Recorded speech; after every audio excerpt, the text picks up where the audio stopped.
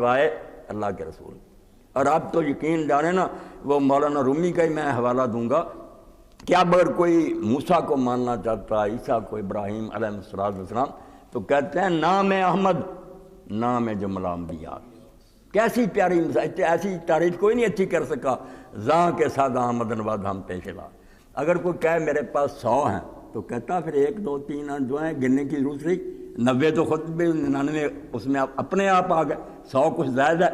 اس لیے جب تم نام احمد لیتے ہو تو آدم علیہ السلام سے لے کر عیسیٰ علیہ السلام تک اپنے آپ اس میں آ گئے۔ وہ سارے ڈھونڈتے ہو نا، یہ محمد صلی اللہ علیہ وسلم میں سب جمع ہیں، اور کچھ اور بھی ہیں زائد آپ۔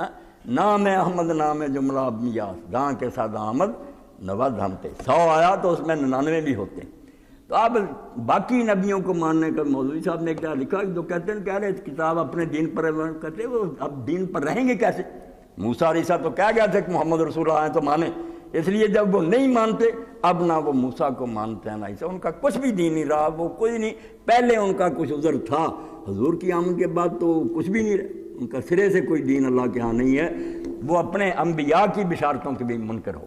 تو اللہ توفیق دے، اللہ رب العالمین ہمیں رسول اللہ سے زیادہ محبت نصیب فرمائے، اور اس رشتہ کو ہمارے ہاتھ سے نہ چھننے دے۔ وآخر دعوانا الحمدللہ۔